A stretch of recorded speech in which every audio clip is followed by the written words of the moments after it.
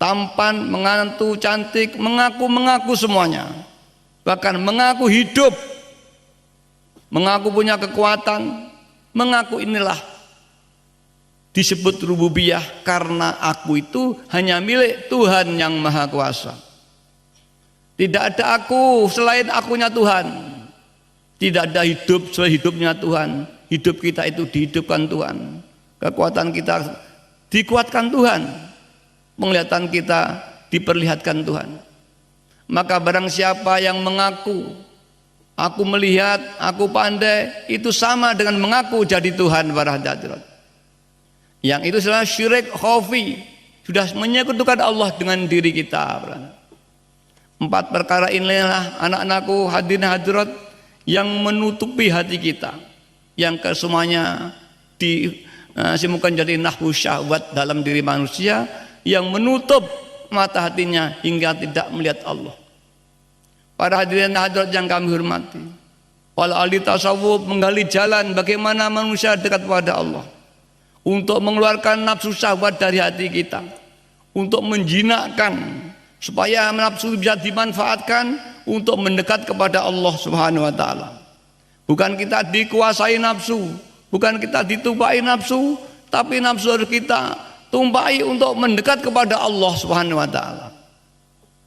Bagaimana caranya? Mbah Yai menuntun kita. Manusia itu bergerak semua karena kehendak, karena keinginannya. Dia ingin sekolah karena ingin pandai, dia bekerja karena ingin dapat uang, dia tidur karena kantuk, dia makan karena ya lapar. Dorongan-dorongan manusiawi nafsu inilah yang harus kita manfaatkan untuk ibadah kepada Allah Subhanahu wa taala. Yang mana pada hakikatnya nafsu itu tidak bisa dihapus dalam diri manusia, yang hanya bisa dijinakkan dan dimanfaatkan untuk menuju pada Allah SWT. Masalahnya kita ingin sholat, ingin surga, kita kemudian berwudu. Ketika kita sholat, dirombak hati kita, bukan karena surga, tapi lillahi ta'ala, karena perintah Allah. Kita ingin puasa supaya diijabahi Allah. Kemudian ketika kita mau melihat nama itu semua rutin, kita lillah, tidak karena tujuan kita. Itu namanya nafsu dimanfaatkan untuk mendekat kepada Allah SWT. Jangan kita sholat, di dalam sholat ternyata yang tampak surga dan neraka. Para hadirin yang kami hormati, untuk menghapus ananya inilah Mbah Yai memberikan apa yang disebut lillah dan billah. Anania mengaku bisa, harus diberantas dengan billah, yaitu kita melihat, kita mendengar, itu semua yang menggerakkan Allah Subhanahu wa taala. Ini dilatih dalam hati lillah dan billah, lirrasul birasul. Dilatih senantiasa. Tapi para hadirat, kalau belum dapat taufik hidayahnya, tidak bisa. Maka mata hati tidak mampu melihat. Maka akhirnya para ahli-ahli tasawuf menggali jalan untuk menuju Allah Subhanahu wa taala, yaitu dengan jalan thariqah. Para hadirat yang kami hormati, kalau satu amalan ini digunakan untuk menuju wusul pada Allah, sebagaimana zikir atau thariqah, ini harus ada guru al-mursyid yang kamil mukamil. Ini persyaratan. Jika tidak ada guru yang kamil mukamil, yang tusilu ilallah, ia tidak akan sampai pada Tuhan. Padahal para ahli ittifaq bahwa untuk mencari guru yang kamil mukamil ini sangat sulit. Karena apa? Syaratnya guru yang kamil mukamil sangat berat.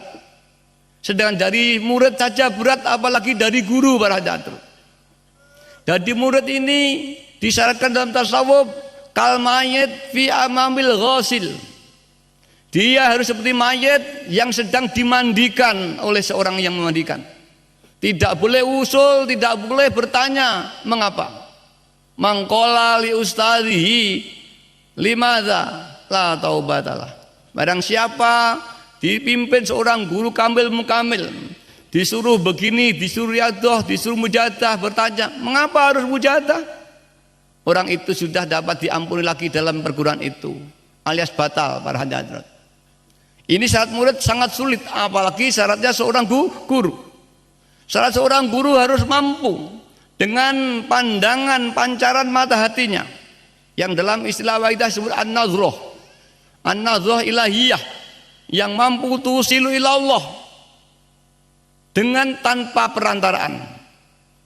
Muridnya di jagat barat, gurunya di jagat timur, asal muridnya itu tawasul dan ikhtiar untuk tawajuh pada gurunya, sang guru mampu menarbiyah walau di jagat barat, satu jagat timur tanpa ada hubungan.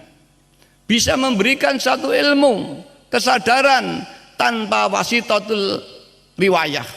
Jadi mengajar tidak sampai membacakan, dengan pancaran hatinya Allah beri kepahaman pada si murid itu, para hadirin. Demikian sulit sekali hingga Mbah Yai Majid, aku tidak sanggup menjadi murid, apalagi aku jadi guru. Maka dalam idea Mbah Yai mengajak, mari kita bersama-sama, orang yang membutuhkan Allah SWT, tidak ada guru, tidak ada murid. Ini istilah Waidiyah. Para hadirin yang kami hormati, karena sulitnya mencari guru yang kamil mukamil, para ahli ittifaq bainahum aqrabut turuqi ilallah fi akhir zaman kasratul istighfar wa sholawatu ala nabi sallallahu alaihi wasallam. Jadi jalan yang paling dekat menuju Allah di zaman akhir adalah kasratul istighfar, memperbanyak membaca sholawat dan membaca istighfar.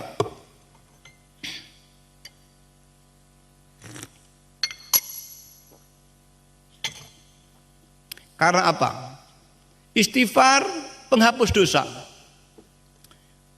Hijab ada dua. Hijab zulmah, yaitu dosa-dosa yang dilakukan manusia termasuk kita. Hijab zulmah ada dosa kesalahan kita kepada Allah. Ini tidak bisa hapus kalau tidak dengan istighfar. Padahal dosa tadi menutupi hati, hijab zulmah, hijab gelap. Barang siapa yang masih banyak dosanya kepada Allah, terutama dosa hati, jangan harapkan bisa sampai wusul kepada Allah SWT. Untuk itu kita dijajak istighfar, mohon ampun kepada Allah, diampuni dosa-dosa kita hingga hati kita menjadi bersih. Setelah kita mohon ampun kepada Allah, kita diajak membaca sholawat. Karena apa? Fabil jumlah fasolati ala Nabi sallallahu alaihi wasallam tusilu ilallah min ghairi syaikhin. Secara umum ittifaq bainal ulama tasawuf, selawat ini bisa digunakan untuk wusul makrifat kepada Allah tanpa adanya seorang guru yang kamil mukamil. Li'anha turadu wa yusallillahil musalli. Karena apa? Bacaan sholawatnya orang baca salat ini diaturkan kepada Rasulullah sallallahu alaihi wasallam. Setelah Rasulullah dilapori ada seorang yang baca sholawat kepadamu ya Rasul, Rasulullah menerima dan berdoa. Apa yang diinginkan umatnya tadi yang baca sholawat akan didoakan. Jika umatnya itu minta untuk disuwunkan wusul pada Allah, Rasulullah ajeng munajat yang Allah kepada Allah untuk mohonkan orang yang baca sholawat tadi hingga dibuka hatinya wusul kepada Allah. Tapi kalau hanya baca sholawat, misalkan mempengrat nariyah karena banyak utang, banyak masalah, ya hanya masalah itu aja yang dibuka. Kita baca sholawat karena ada kesusahan, kita membaca sholawat nariyah 4444 atau kamilah orang Jawa Barat, ini karena kesulitan ekonomi, ya Rasulullah hanya mendoakan bab ekonomi, tidak bab usul. Tapi kalau kita membaca sholawat tujuannya untuk usul pada Allah, tentunya di samping itu kita mungkin ada kebutuhan-kebutuhan lain, maka Rasulullah sallallahu alaihi wasallam akan mendoakan kepada orang yang baca salat tadi kebutuhannya. Di samping otomatis karena dia ingin wusul kepada Allah, didoakan oleh Rasulullah SAW. Ini bedanya. Bikhilafi minal bikhilafi minal abil jumlah Anhatu raddu wa yusallimu sallim bikhilafina ghairiha, berbeda dengan lainnya, bikhilafi ghairiha, berbeda dengan lainnya selawat. Fala buddha fiha, tidak boleh tidak di dalam amalan lainnya sholawat itu harus adanya seorang guru yang kamil mukamil. Jika amalan itu digunakan untuk wusul kepada Allah. Wa illa jika tidak ada gurunya, dakhala syaiton. Maka syaiton akan masuk ikut campur dalam amalan tadi hingga orang itu sungguhnya tidak sampai pada Allah, hanya berhenti di tengah jalan. Maka banyak orang ahli-ahli, orang ingin wusul pada Allah, kemudian tanpa guru berhenti tengah jalan, tidak sampai wusul, ya paling-paling nanti diberi karomah menjadi dukun yang ampuh, menjadi orang doai mandi, tapi tidak sampai wusul kepada Allah.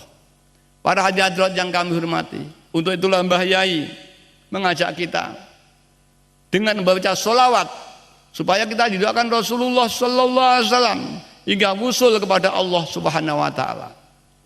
Karena itu para hadirat, mari apa yang telah diberikan Mbah Yai lillah billah lir rasul bi rasul ini kita latih terus senantiasa, setiap naik dan turun nafas, lam hatin wa nafasin, kita naik turun terus dilatih di mana saja.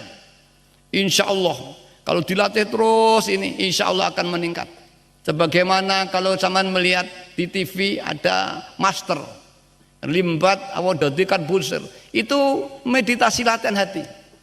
Dia pernafasan saja diserap, kemudian dia bayangkan terus kontinu. Kalau ingin batu lunak, pernah dibayangkan batu itu menjadi benda yang sangat lunak. Dengan konsentrasi tinggi Allah mengijabahi batu jadi lunak. Itu dilatih setiap hari 10 menit, 20 menit, setengah jam, 1 jam, istiqomah, pernafasan tanpa doa. Maka di sana tanpa mantra, hanya latihan. Ini padahal kosong, masih ada ananiyah. Aku bernafas, aku bisa, aku ini masih ada niat di sana dan tidak ada lillah. Itu seperti limbat apa itu, begitu istimewanya kalau kita lihat di TV. Itu pernafasan, tidak doa, hanya melatih. Diserap, kemudian dengan bayangkan, hanya itu saja.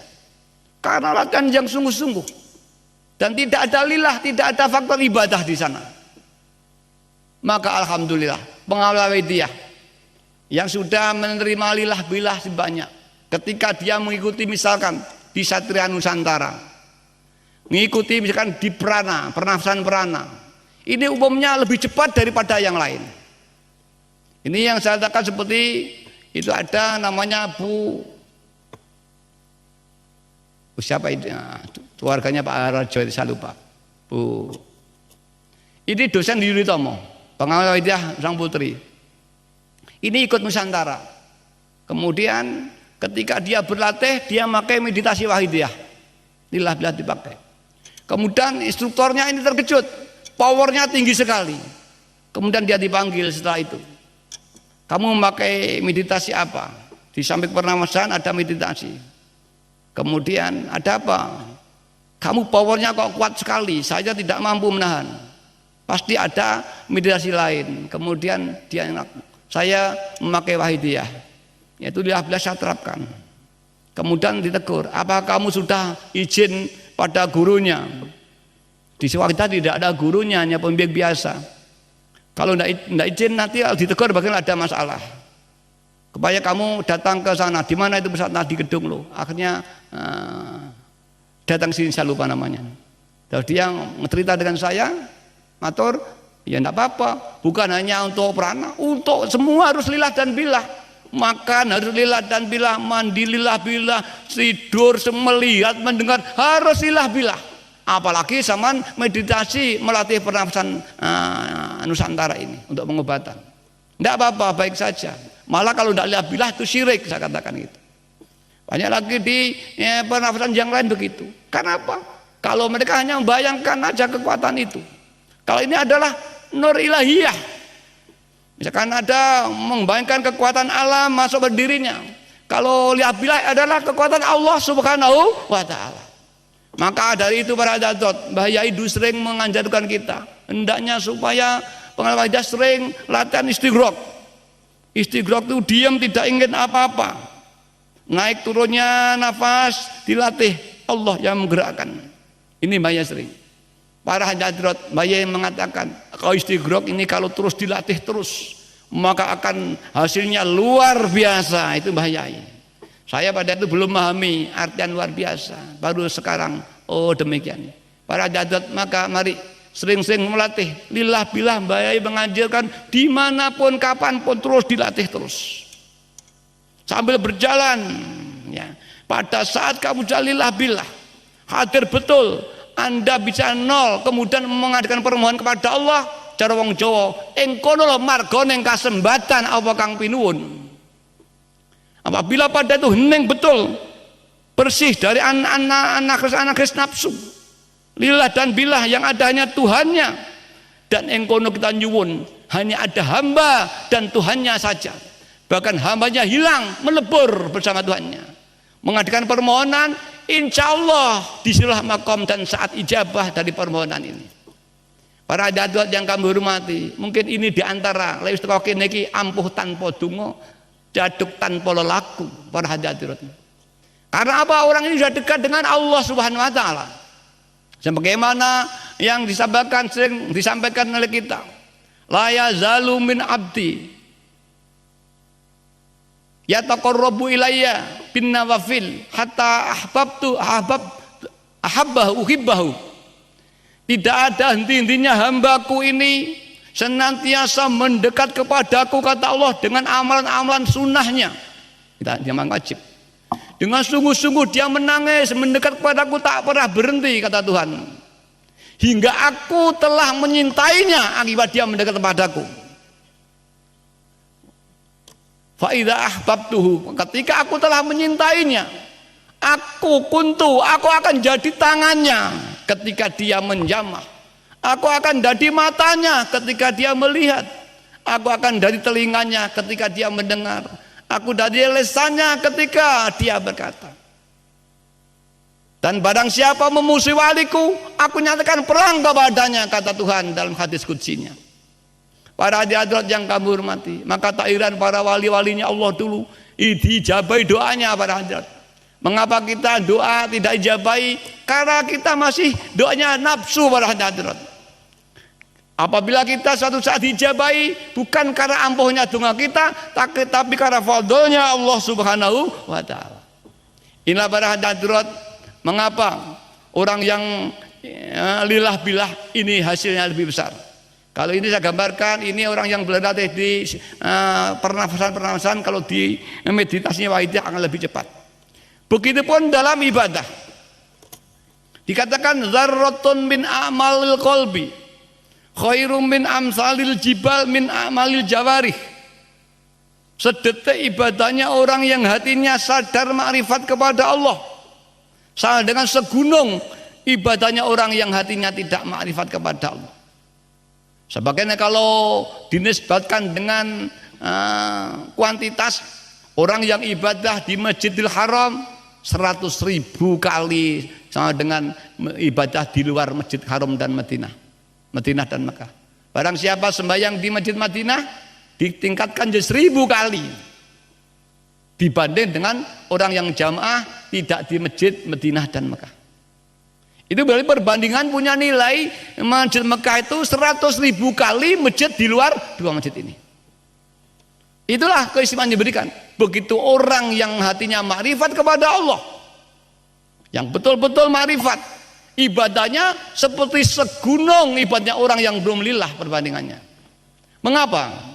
Kalau Masjidil Haram itu memang anugerah Allah SWT untuk memuliakan masjidnya Allah dan memuliakan masjidnya Nabi Rasulullah SAW. Nah, kalau orang makrifat apa sebabnya? Masalahnya orang makrifat ini orang bersih dari syirik, bersih dari ujub, bersih dari ananiyah, bersih dari riya, bersih dari takabur. Apapun orang yang ibadah sholat Allahu Akbar, kemudian syarat rukunnya sudah dipenuhi, tapi di hatinya masih merasa aku sembahyang, aku sudah bisa sembahyang, tidak billah. Apalagi kalau ini nanti sudah tidak lillah, tidak billah, sudah lillah karena perintah Allah, tidak karena surga, tidak karena neraka, tapi masih dia merasa bisa sholat, maka disitulah ada namanya ujub. Ujub itu membanggakan apa yang dimiliki. Kalau orang itu merasa memiliki, otomatis membanggakan. Kalau orang itu merasa sholat, berarti orang itu merasa memiliki amal sholat.